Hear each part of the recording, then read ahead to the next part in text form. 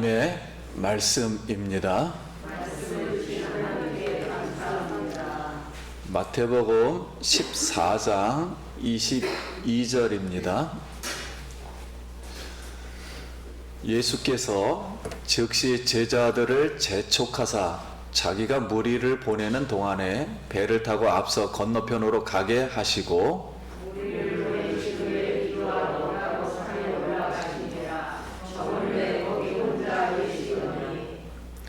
배가 이미 육지에서 수리를 떠나서 바람이 거스름으로 물결로 말미암아 고난을 당하더라.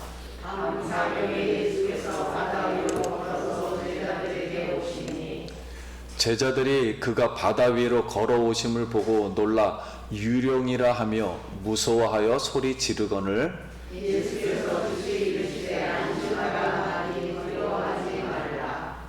베드로가 대답하여 이르되 주여, 만일 주님이시거든 나를 명하사 물 위로 오라 하소서 하니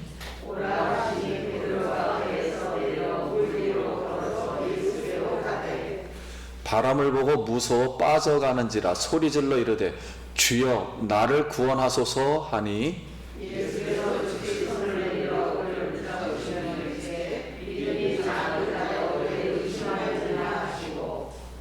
배에 함께 오름에 바람이 그치는지라.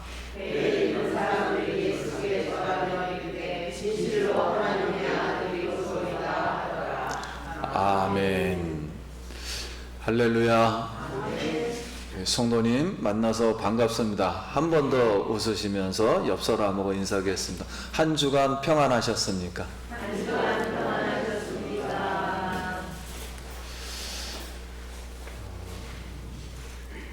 오늘 창조주 우리 하나님, 살아계신 하나님을 사랑하고 기억해서 오늘 이 자리에 나오신 우리 성도님 환영하고 축복합니다. 성전 문지방에서 샘물이 터져서 성전의 제단을 감싸고 우리 발목까지, 무릎까지, 허리까지, 그리고 우리의 머리 위로 넘쳐서 수영, 헤엄을 쳐서 물이 성전 밖을 나가서 물길을 따라 물가 옆에 나무들이 자라 잎사귀가 치료약으로 쓰이고 이 물이 저 사해바다로 들어가서 없었던 물고기, 죽었던 물고기가 다시 살아나는 그런 성령의 역사가 우리 성도님들 가정과 일터와 이 나라에 임하기를 기도드립니다. 오늘 말씀은 바다 위를 걸으신 예수님, 이 기적, 그냥 신비한 능력만을 얘기하는 걸까? 아니면 이 속에서 우리 세 가지 오늘 이제 생각해 보겠습니다. 이 바닷가를 걸으시는 예수님이 사건이 일어나기 전에 예수님이 광야에서 수만 명을 오병이어로 먹이셨습니다. 자, 이 뜻은 광야에서 하늘에서 만나가 내려서 많은 백성에게 생명의 떡을 나눠 주셨습니다. 이 뜻은 앞으로 예수님이 십자가에 달려 돌아가셔서 죄를 사하시고 부활하심으로 우리 백성들에게 생명의 떡, 그냥 생명을 주시면 그 생명을 받은 사람들은 예수님은 하나님의 아들이시다 라고 고백을 할 수 있도록 가르쳐 주기 위해서 이 역사를 일으켰습니다. 자, 이 생명의 떡을 이제 먹었어요. 먹은 다음에 오늘 말씀입니다. 게네사렛 호숫가로 강제로 건너가게 하십니다. 이것은 이방인들에게 이제 생명의 떡을 먹었으니 이 복음의 생명을 이방인에게 전하라는 그런 뜻이었어요. 그래서 22절 말씀 예수께서 즉시 제자들을 재촉하사, 이것은 강제로 보냈다는 거예요. 자기가 무리를 보내는 동안에 배를 타고 앞서 건너편으로 가게 하시고, 배가 이미 육지에서 수리를 떠나, 여기 수리면은 8km, 4km에서 8km가 됩니다. 그렇게 멀리 지금 한가운데 있는 거예요. 떠나 바람이 거스림으로 물결로 말미암아 고난을 당하더라. 자, 그러면 오늘 무리를 걸으신 그 예수님, 첫 번째 생각은 제자들이 가는 이 백길, 예수님이 명하신 길입니다. 예수님이 명하신 길이에요. 자, 생명을 떡을 먹은 청중의 무리들은 예수님이 이 떡의 문제, 먹는 문제를 해결해 주니까 이 로마로부터 고난받는, 고통받는 이 문제를 예수님이 해주니까 정치적인 메시아로, 대통령으로 임금 삼으려고 했어요. 그럼 제자들은 무슨 생각을 했을까요, 그때? 제자들은 예수님이 백길로 빨리 떠나라 그러면서 기도하셨다 그랬어요. 그럼 무슨 기도를 하셨을까? 백길은 제자들이 제안한 길도 아니고 예수님이 강제로 가게 한 그 길이었습니다. 그런데 왜 풍랑을 만났을까? 왜 바람을 만났을까? 예수님 말씀에 순종하는데 왜 이런 일이 일어났을까? 근데 우리가 보통 복음을 이해를 할 때요, 예수님을 믿으면 일단 무병장수, 그리고 또 일을 별로 안 해도 돈을 좀 잘 버는 것, 병도 안 드는 것, 운동 안 해도 병 안 든다, 노력 없이 인격도 부족한데 다 합격한다. 자, 이런 것이 우리가 보통 복음이라고 이렇게 이해를 하고 있어요. 근데 예수님 말씀에 순종했는데 왜 폭풍길인가?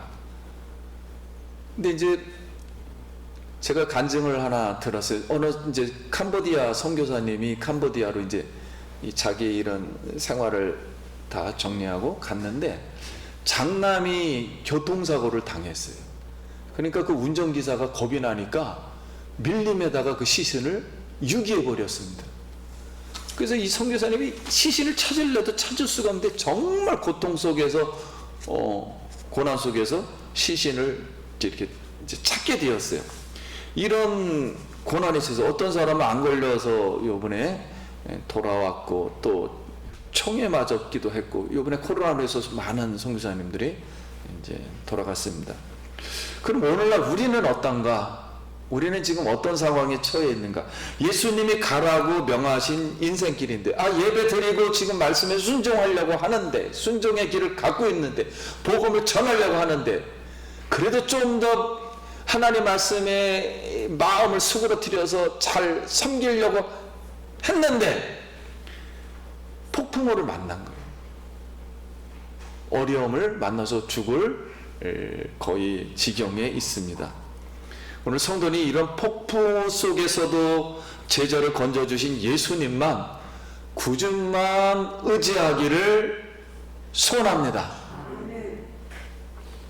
두 번째는 생각할 것은 제자들은 예수님을 보고 유령이다, 이 유령은 쑥 지나간다는 거예요. 예수님이 그러니까 귀신이다 그런 뜻이에요. 그때 말로 귀신이다 라고 했습니다. 근데 제자들은 왜 예수님으로 보지를 못했을까요? 바로 부는 바람이에요.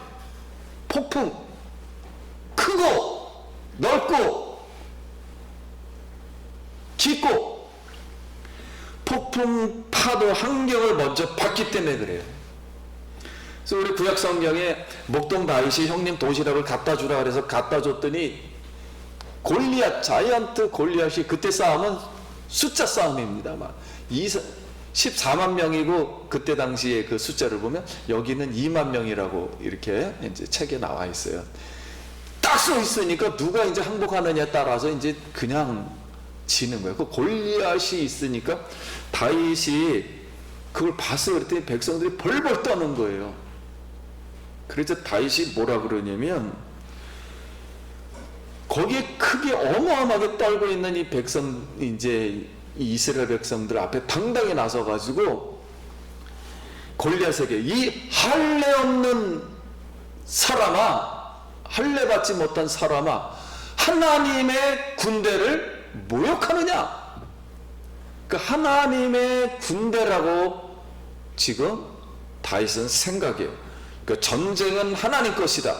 그러니까 말 그대로 크기와 힘과 규모, 이거로 전쟁하는 것이 아니다.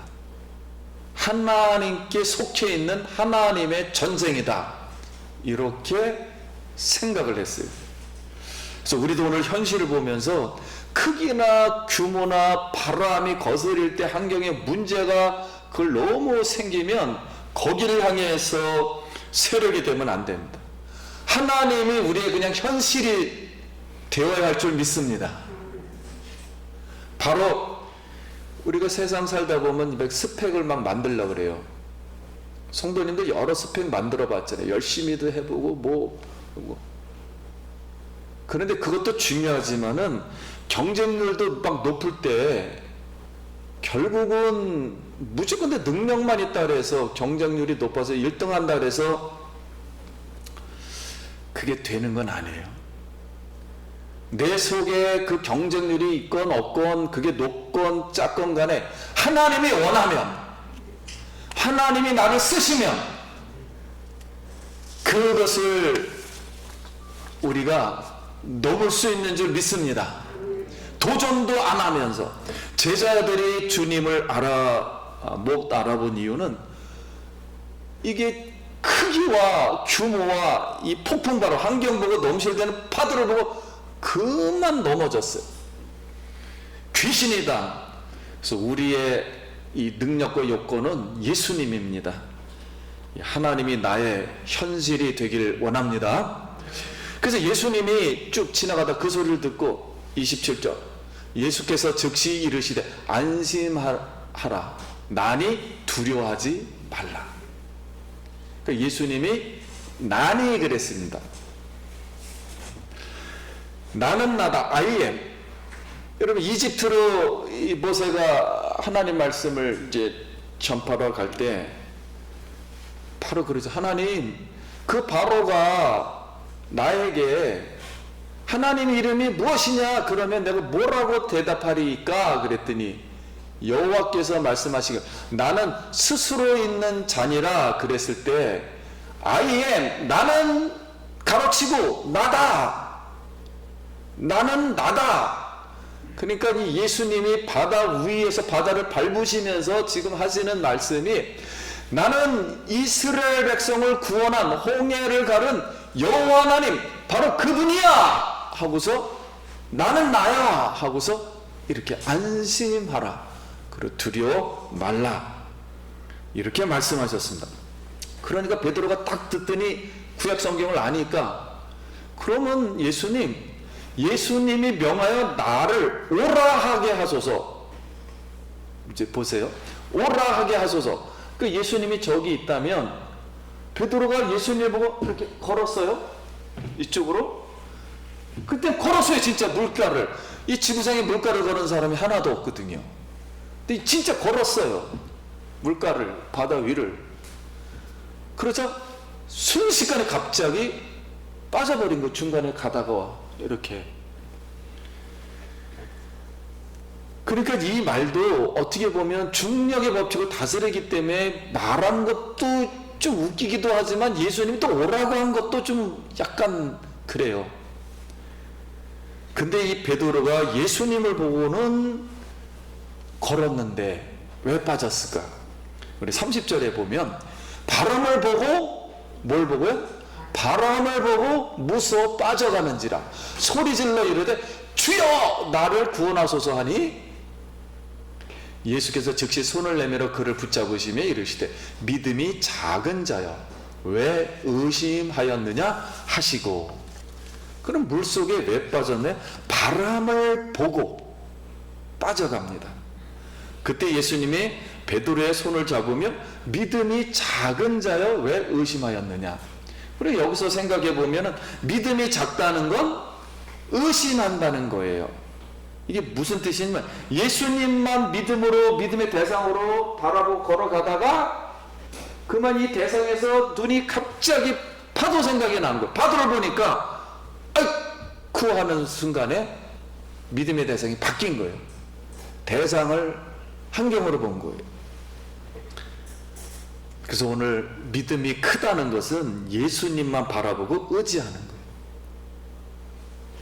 그래서 어느 가나안 여인이, 수르보르게 여인이 딸이 귀신 들려왔어요. 근데 예수님 와서 고쳐주소서 그랬더니 예수님이 반응하지 않죠. 나는 이스라엘 집에만 보냄을 받았다.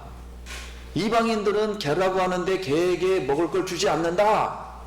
딱 그러니까 그 수르보르게 여인이, 이방인 여인이 예수님 옳습니다. 그러나 밥상 위에 떨어진 부스러기를 개들은 주워 먹습니다. 그랬어요. 근데 여러분 이게 무슨 뜻이냐면 유대인들은 그 밥이 빵이잖아요. 빵을 구우면은 밀가루 딱딱하게 구우면 가장자리가 타가지고 딱딱해져요. 그렇기 때문에 유대인들은 그 가장자리를 딱딱한 거를 이렇게 띄어냅니다. 띄어내서 자기 손을 닦아요. 손을 닦고 밥상 밑에다 버립니다. 그러면 손이 더러워졌기 때문에 닦은 걸 밑에다 버리니까 이건 부정한 음식이 되는 거예요. 그러니까 부정한 음식은 절대 먹을 수가 없거든요. 이거는 버려야 됩니다. 근데 이 수르보 여인은 이걸 알았기 때문에 그 부정한 것도 아무리 부정한데 예수님 무슨 행동을 하든지 간에 나는 예수님만 의지하겠습니다. 이렇게 얘기를 하니까 예수님이 갑자기 여자여 네 믿음이 크도다. 그러면서 이 여자의 자기 딸 귀신 들린 자를 고쳐 주셨습니다. 우리는 믿음이 있는 사람, 예수님만 의지하는 사람을 우리 하나님께서는 문제를 해결해 주십니다. 그래서 예수님이 이렇게 자비와 긍휼을 베풀었어요. 오직 예수님의 자비와 긍휼이 필요합니다. 성도님 물러서지 말고 예수님만 고칠 수 있다. 예수님만 나의 믿음의 대상이다. 예수님은 말씀을 할 때 병든 자가 일어나고 물에 포도주 되고 죽은 자가 살아나며 앉은 명이 일어나고 눈먼 소경이 뜰 줄 믿습니다. 오늘 물속에서 나를 건지시는 예수님만 다시 한번 바라보길 축원합니다. 세 번째로 생각할 것은 베드로는 빠질 때 주여 나를 구원하소서라고 고백합니다. 이게 오늘 본문 메시지에 굉장히 중요한 거예요. 핵심 메시지 중에 하나입니다. 여러분 생각해 보세요. 우리는 이게 빠지지 않았으니까 그런데 막상 우리가 바닷가에서 지금 빠져가지고 그 깊은 바닷속에 빠진다고 생각해 보세요. 그러면은 이 말을 할 때 비명과 절규입니다. 주여 살려주소서. 비명과 절규를 한 거예요. 이건 간단하게 얘기한 게 아니에요. 정말 몸부림치면서 막 자기 온몸을 다 들여서 이 고백을 한 거예요. 바로 복음 전도하기 위해 백길을 가다가 폭풍 바람을 만나 빠졌을 때 주님이 듣기를 원하는 고백은 주여 살려주소서 나를 구원하소서 기도하기를 원합니다. 바다를 걸으신 예수님의 기적을 통해 찾으시는 나의 신앙의 태도는 결국 예수님만 바라보고 폭풍을 헤쳐나가라 돌파하시길 바랍니다. 어느 목사님이 유학을 했는데 컴퓨터가 필요하잖아요. 미국 사람들은 영어도 잘하고 그러는데 막 컴퓨터 가지고 가서 복사도 하고 타이프를 치는데 이 컴퓨터도 없죠. 손으로 핸드라이팅 해야죠. 근데 그 당시에는 4,000불이었어요. 컴퓨터가 엄청 비쌌습니다. 그래서 이 장인의 그 도움을 받아가지고 4,000불짜리 컴퓨터를 샀으니 얼마나 컴퓨터에다 논문도 다 저장하고 딱 있는데 자기 책상에다 놔두고서 그 공부한 걸 다 정리했는데 그 조그만한 자기 아들이 기어오다가 책상에 올라가가지고 거기다가 그냥 막 오줌하고 똥을 막 다 컴퓨터에다 싸버린 거예요. 화장실에 잠깐 갔다 오니까 이 사건이 벌어진 거예요. 여러분, 논문 하나 망치면요 이거 못 받아요. 얼마나 힘든지 모릅니다. 화가 막 너무 나가지고 그 아이에게 자기도 모르게 이게 얼마짜리인데, 그러니까 애가 벌벌 떨다가 눈물을 팍 흘리면서 아버지 그냥 품으로 아파 하고 딱 안아버린 거예요. 그러니 어쩝니까? 이게 뭐 답이 없는 거죠. 어쩌란 말입니까? 이게 얼마짜리인지를 어떻게 알아요? 그냥 그거로 끝난 거예요. 그래서 앞으로는 이렇게 하면 안 돼요 하고, 우리가 폭풍이라는 문제를 만났을 때 주여 구원하소서 장벽을 돌파하고 뛰어넘고 하나님 품에 안기기를 바랍니다. 예수님이 베드로의 손을 잡고 다시, 자 이제 드디어 예수님이 잡아서 건지셨어요. 그러면 여기가 배고 가다가 빠졌으니까 여기고, 예수님이 다시 여기서 손을 잡고 다시 어디로 들어가야 되냐면 배로 다시 걷는 거예요. 우리는 한 번만 걸었다고 생각을 하는데 한 번 걸은 게 아닙니다. 2번 걷습니다. 그럼 오늘 32절 보면 배에 함께 오름에 바람이 뭐하는지라. 그러니까 베드로를 붙잡고서 같이 예수님하고 걸은 거예요. 어디까지? 배에 올 때까지. 그러니까 2번째 걸었을 때는 빠지지 않은 거예요.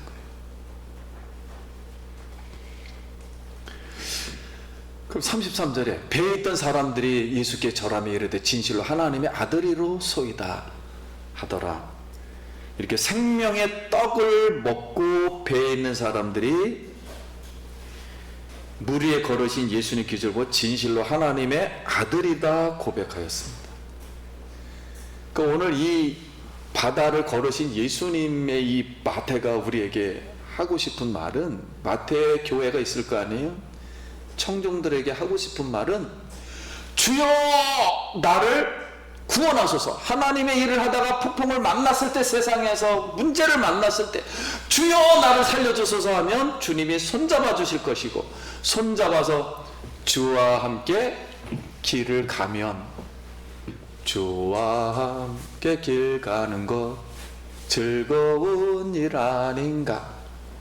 주와 함께 길을 가면 그걸 보고 나서 생명의 떡을 먹었던 사람들이 하나님의 생명은 반드시 예수님이 이는 하나님의 아들이로 소이다.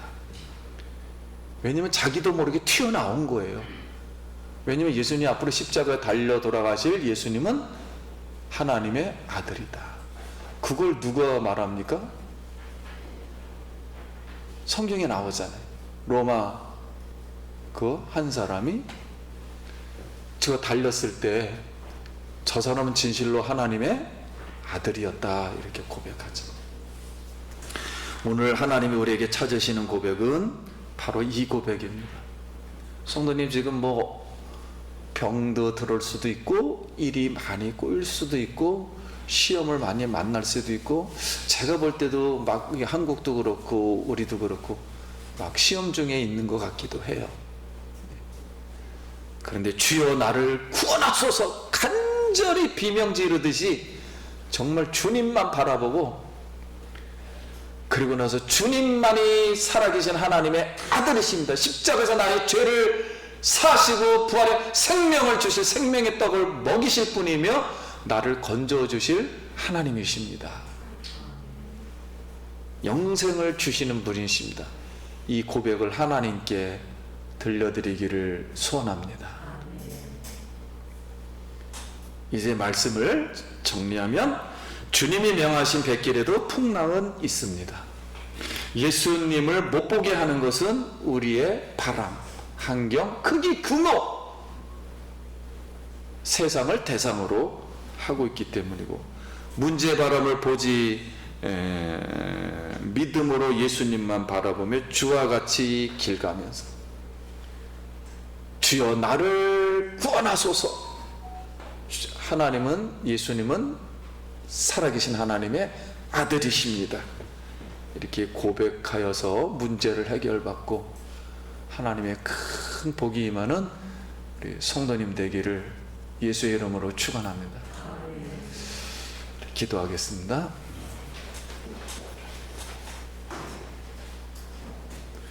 감사기도 잠깐 우리 합시다. 하나님 은혜를 감사합니다.